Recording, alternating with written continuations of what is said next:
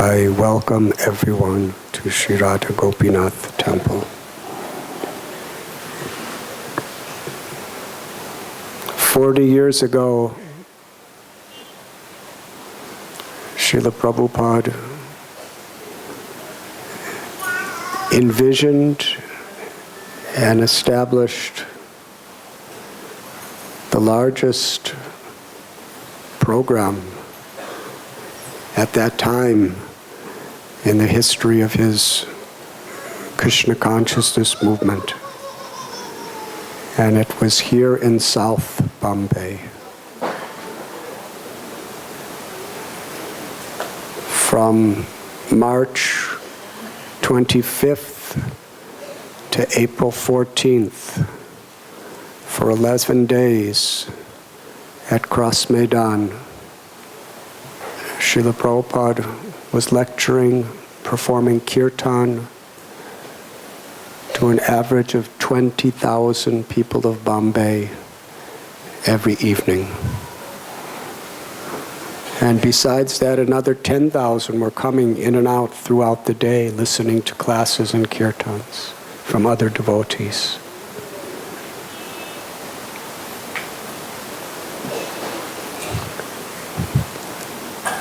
The conception astounded the handful of devotees that were here. Srila Prabhupada, of course we know,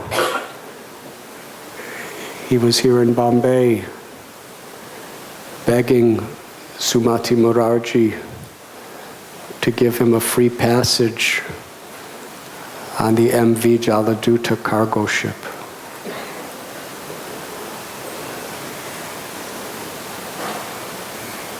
"38 days on the sea. It wasn't for tourists or sightseers. The ship was exclusively made for hauling cargo. It was the only chance Prabhupada had, at the age of 69, to fulfill the order that his Gurudev gave him in 1922, when he was hardly 25 years old.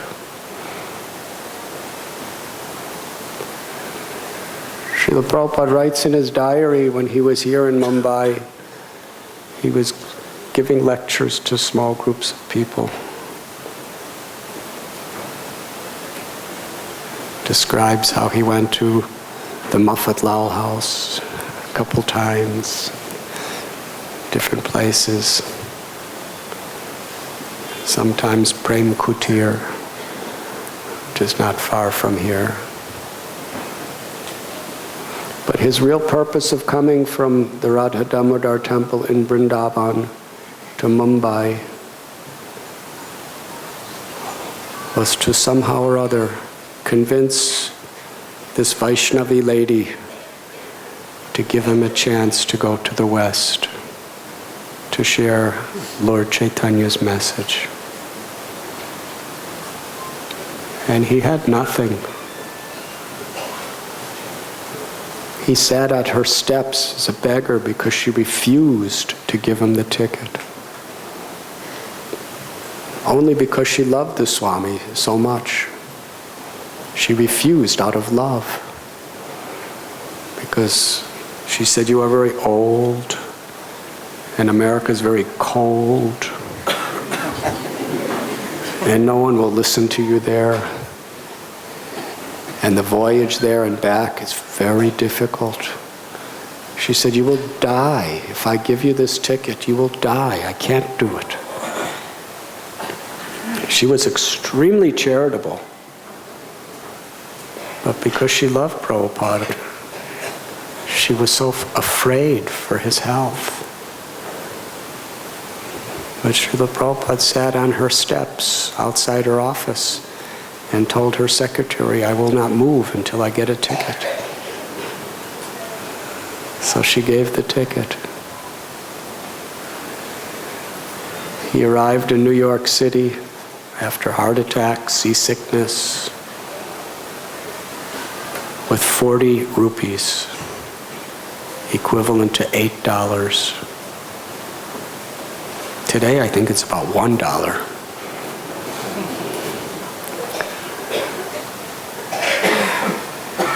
And he didn't know anyone. And he moved around from place to place, sometimes in Butler, Pennsylvania, sometimes the Bowery, sometimes the Lower East Side. And somehow or other, he was so determined, even when everything seemed like it was failing. He had a stroke, and nobody was really coming forward to help him at all. And in India, nobody thought it was possible, so nobody would help him from here, even his own godbrothers.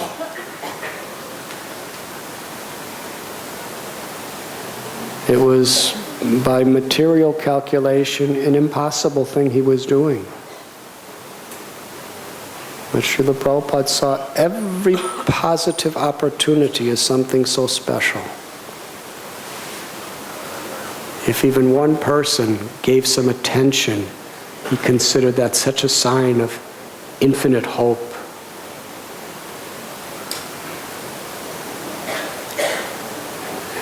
And because it seemed like everything was failing from a material perspective, Srila Prabhupada told that sometimes he would go to the docks, where the Jaladuta would go back and forth every few months.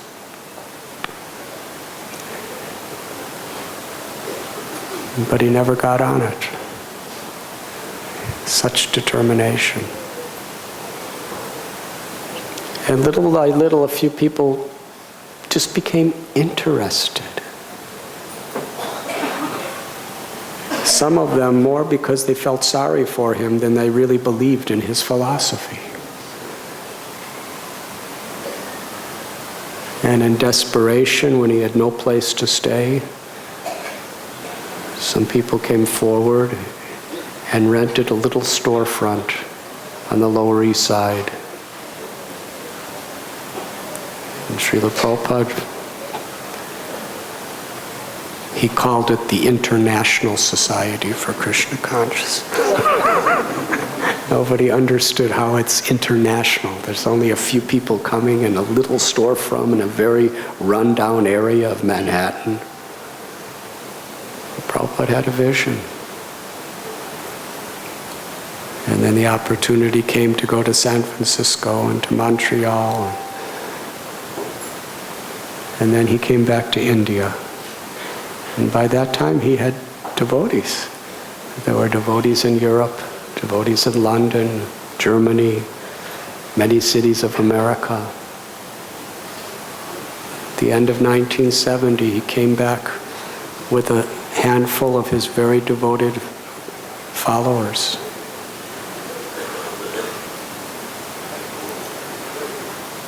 And he had a flat at the Akash Ganga building, close by to here. I think it was on Bulabai Desai Road. And Srila Prabhupada one day told the devotees,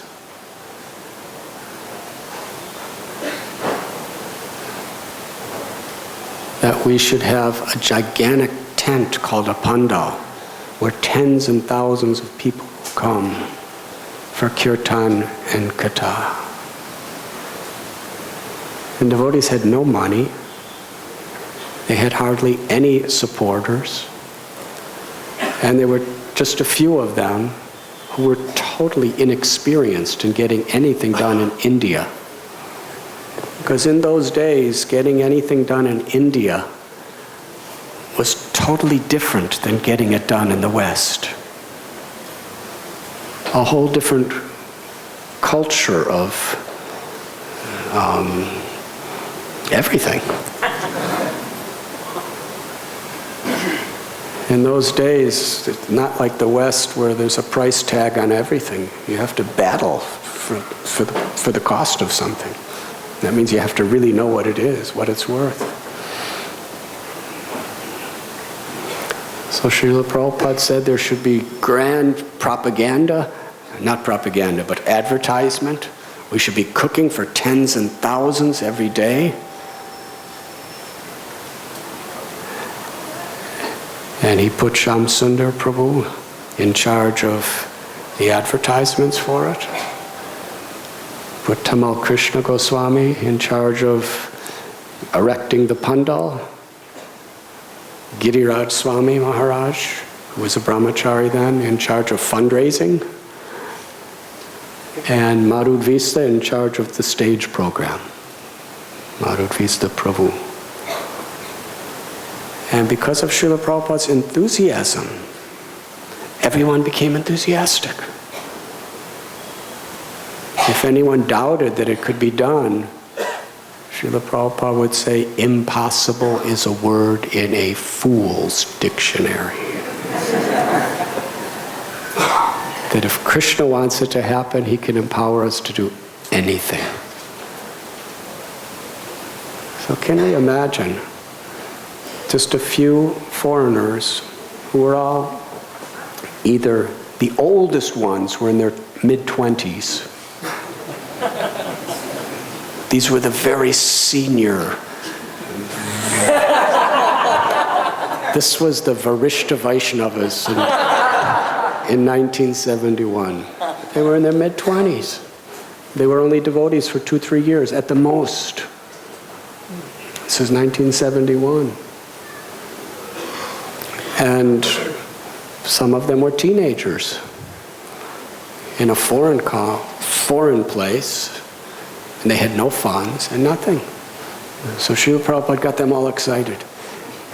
He called for all the people that they had connected with in Bombay to help. And among those people that he called, most people thought this is impossible. They don't even have a temple. They're just living in a small little flat. There's just a few of them, and he wants to do this, something that Bombay has never seen. In those days, it never happened before, something like that. So only a few people came. Ramchandra Chabriya, Sadhuji Whitlal, G.D. Somani, Kartikeya Mahadevya, and about 2 or 3 others. They were the only people of the city that wanted to help Prabhupada. But they loved him, and he loved them. And they were willing to help, and really willing to do whatever they could. And Giriraj Das Brahmachari at the time, he was going, office to office asking for donations. He asked Prabhupada, is there any way to force them to do it? And Prabhupada said, you cannot force Krishna consciousness, you have to inspire them. He said, you could also trick them.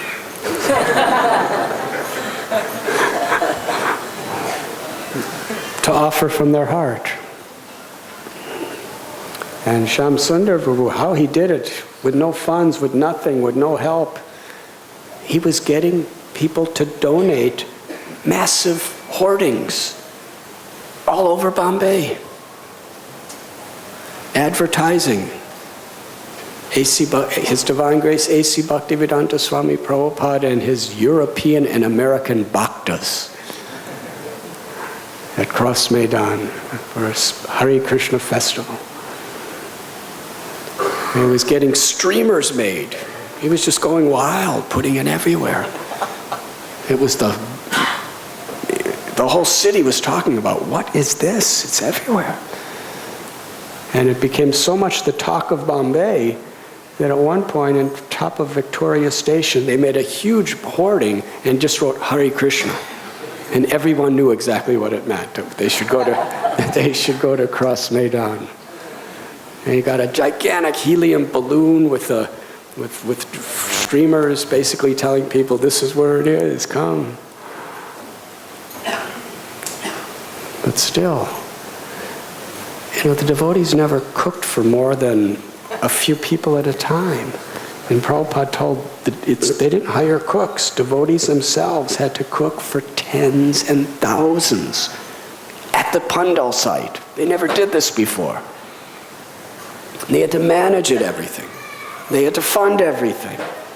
And he was telling them exactly, and every night they would come back and report to him, and he was specifically organizing every detail.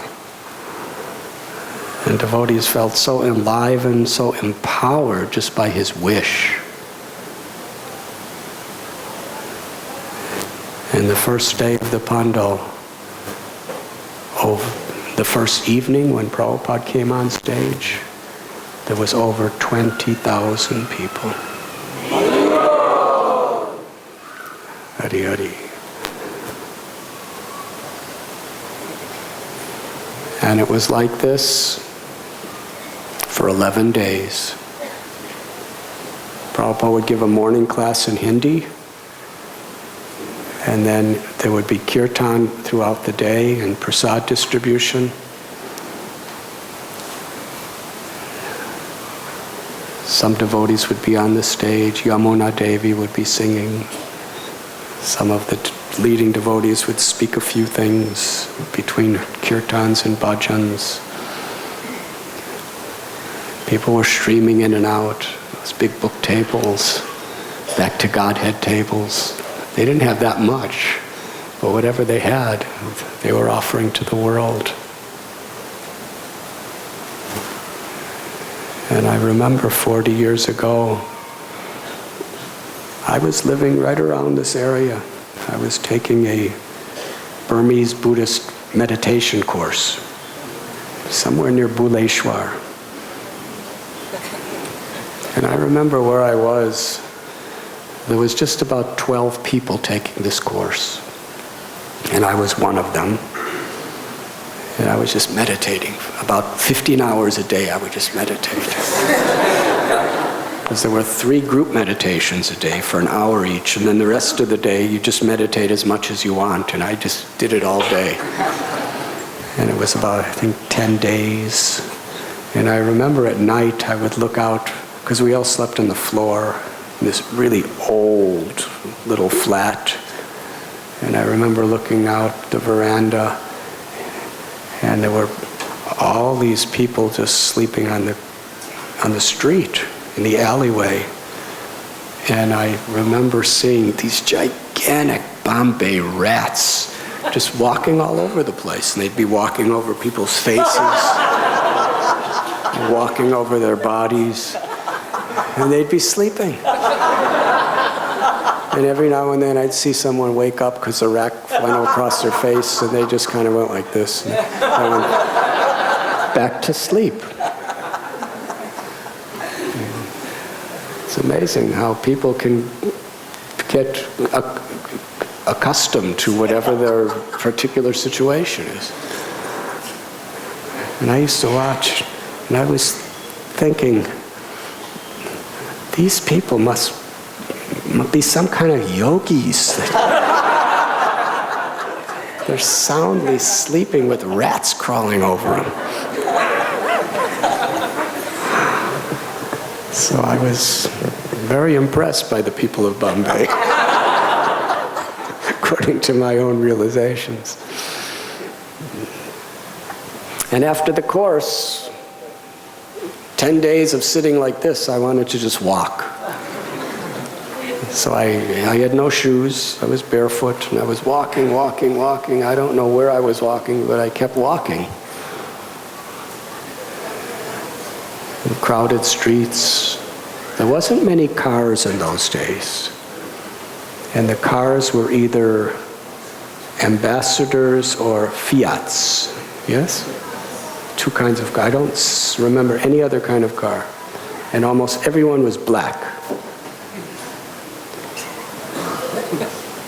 And then all kinds of black smoke was coming out of them.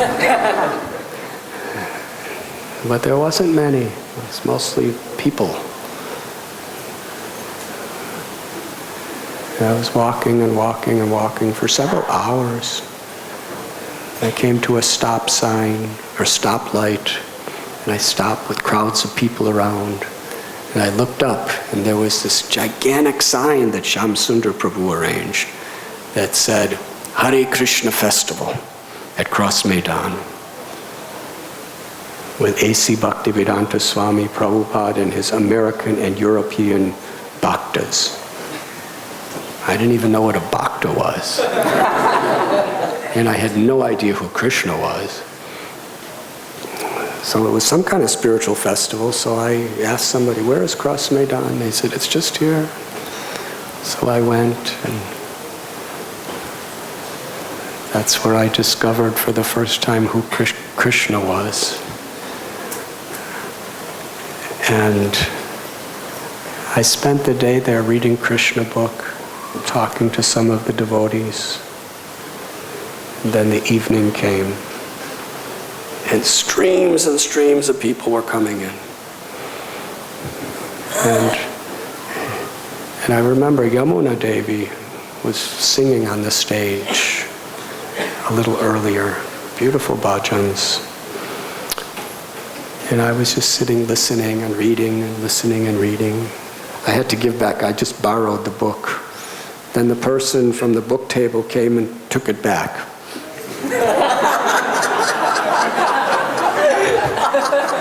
Because I had no money to pay for it. And they were not into giving free books. And it was a big book. He said, I have to take this book back. But he said, you've been reading for so many hours, would you like to do some service? I said, yes, of course. And he brought me over to a table at the other end of the tent. And there was Giriraj Maharaj. And he was in charge of a Back to Godhead table. And he said people were stealing the Back to Godheads.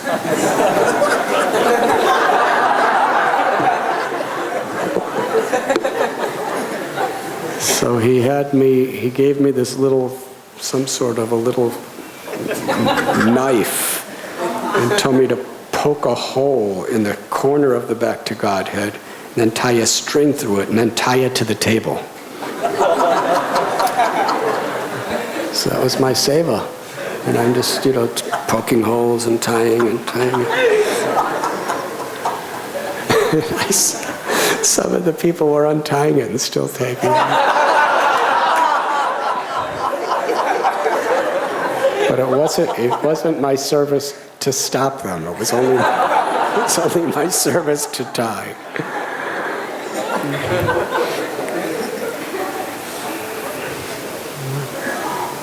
Then more and more people were coming until there was at least 20,000 people, massive crowd. And then Giriraj Maharaj said, our Guru Maharaj is speaking. Why don't you go and listen? So I went all the way to the back of this massive crowd. The end of the tent was open into a field, and I was way back there. And devotees, there were maybe about 20 devotees on the stage. I was far away. But I remember my godbrother, Madhudvisa Maharaj, he was playing mridanga and devotees were dancing. And I was used to this Himalayan yogis. I was trained up by them. And they never danced.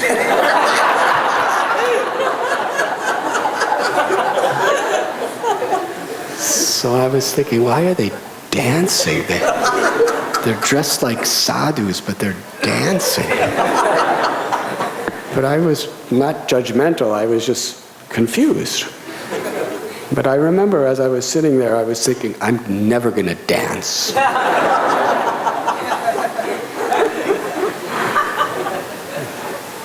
And then Srila Prabhupada came on the stage, and he offered his pranams to everyone.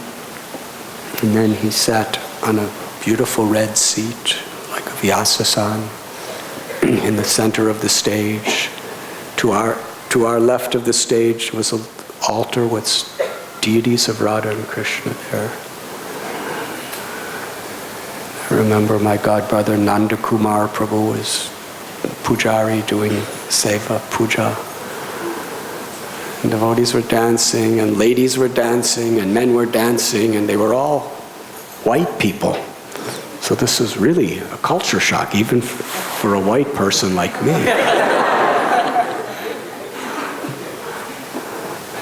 It was very special. And Prabhupada sat down, and the kirtan continued, and he was playing either a gong or kartals, I'm not sure, but the kirtan was going on. And I remember he was so effulgent, and he looked so graceful, and so humble, but I was so far I could hardly see him. And I was thinking in my heart, I wish I could get closer, because I'm so far away from seeing this great saint. But I was too shy to step in front of anybody else, and everyone was packed in by the thousands and thousands and thousands. And then I saw Prabhupada call over one devotee who was Guru Das Prabhu, and he pointed out and spoke something to him. And then Guru Das Prabhu was going like this, looking out in the crowd, going like this, asking someone to come, but nobody came. And he came down off the high stage, started walking through the crowds, and ultimately came to the very back and walked up to me and said, Prabhupada wants you to sit on the stage with him.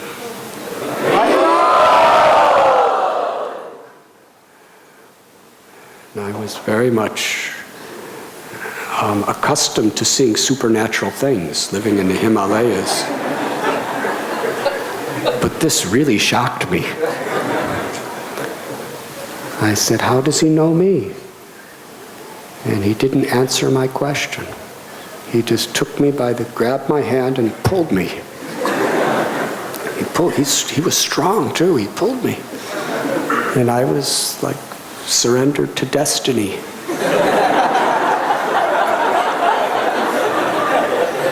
Wherever he pulled me, I just walked behind him.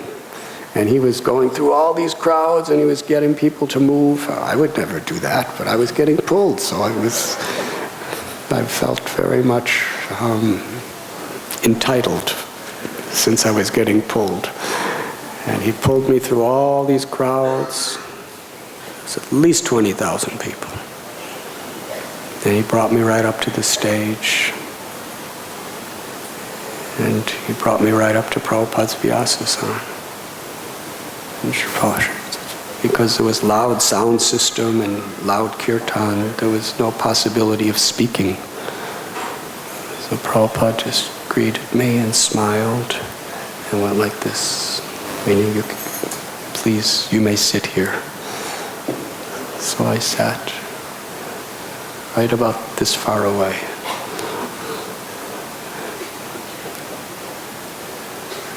Then Srila Prabhupada led kirtan, and then he gave lecture. And it was just absolutely beautiful. And after the lecture and the kirtan, he stood up and he started to walk to the steps. In order to get off the stage, he walked right by me.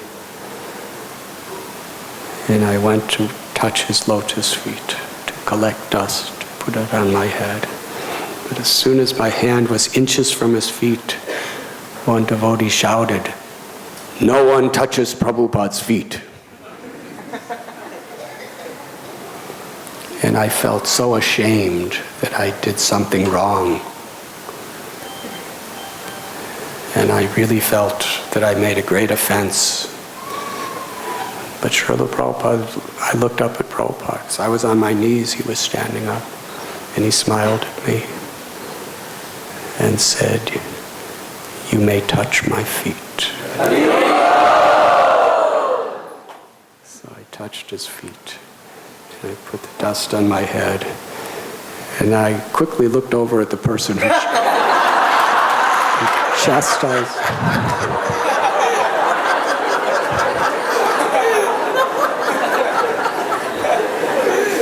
I looked at the person who chastised me really quickly, just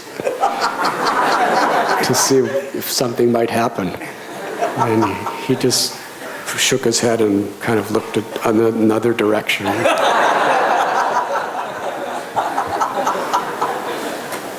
And then Srila Prabhupada said to me that you may come and sit up here with us every morning and every evening for our classes. Which I believe I did every morning and every evening. Morning was Hindi. There was nobody translating for me because nobody knew Hindi of the foreigners. But just the vibration seemed to really purify and enlighten me.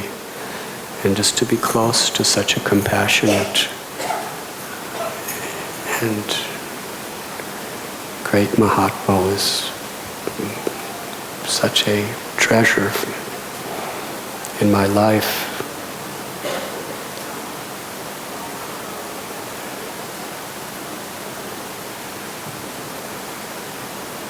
That was 40 years ago.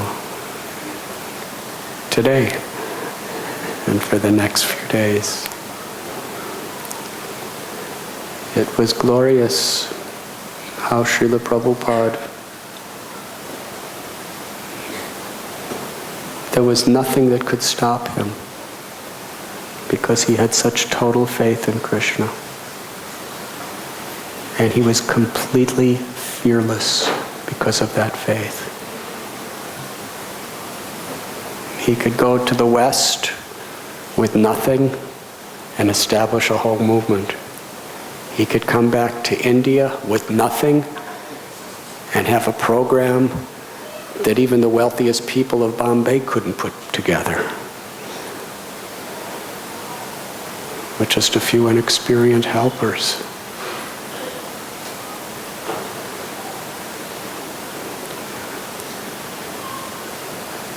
It was the power of Srila Prabhupada's love, the power of Srila Prabhupada's compassion. And that program established the Hare Krishna movement in a powerful way in India.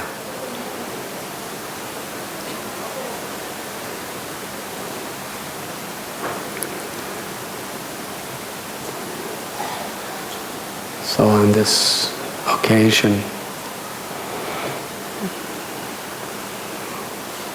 personally, it was the time when Srila Prabhupada planted the seed of his compassion in my heart. And it is perhaps the most meaningful event of my whole life. And I thank Srila Prabhupada. If he didn't put on that incredible festival, I would have just walked back to the Buddhist ashram that day. And, watch the rats.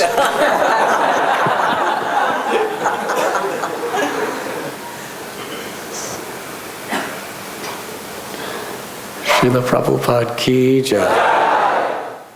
And it was this fearless mood of ultimate faith in the love of Radha Gopinath that Srila Prabhupada reached millions and millions of hearts. And I remember the last day of the Cross Maidan festival.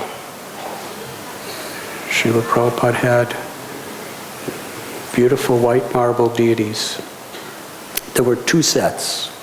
One was Radha Ras Bihari, and one was another. They were donated by the Birla family. And Srila Prabhupada had a procession from Cross Maidan with the deities to Chowpatty Beach. And they had a pandal set up here at Chowpatty. And that was the grand finale, the culmination of that, the largest festival in the history of ISKCON to that day. The grand finale was procession to Chowpatty. where Srila Prabhupada had the deities on a beautiful palanquin. And here, just steps away from Radha Gopinath temple, Srila Prabhupada addressed tens and thousands of people who were sitting in the sand, hearing his kirtan, hearing his lecture. Now 40 years later, we're all together here in a beautiful temple with beautiful deities, remembering. Thank you very much. Srila Prabhupada ki. And yesterday we had a wonderful Ratha Yatra at Shivaji Park. I was told there was over a lakh of people that came. And Radhikapati Prabhu and Mahaprakash Prabhu and their whole team of devotees, I don't have a list of the names, against so many odds and obstacles, they put that together. Up until the day before, they didn't have final permission to have it. They really struggled, and even though there were so many restraints, it was a fantastic festival. I was actually planning to tell this story of Cross Maidan last night, but then I was told that first I was told I had till 10 o'clock. I started at 7:30. Then 15 minutes later, I got a note that you have to end the kirtan and lecture by 8 o'clock. So everything I was about to say got all mixed up. But at least I could tell the story today. But those devotees who put on this program at Shivaji Park, they really were in the spirit of Srila Prabhupada and those original devotees at Cross Maidan. And I'm so proud of them, I'm so grateful. And in reciprocation to their love, surrender, and incredible devotion, I'm going to read the message that they have given. Are you ready? After the Ratha Yatra festival celebrated yesterday, there is a lot of trash left behind in the Shivaji Park ground. The organizers of the festival have requested if devotees can come and help in cleaning of the grounds after 4 p.m. today. Thank you all. So if you want to make special spiritual advancement today, following in the footsteps of Maharaj Prataparudra, who was sweeping trash, you can go and get Lord Chaitanya's special mercy. And I must go to Hyderabad to catch a flight, so thank you very much.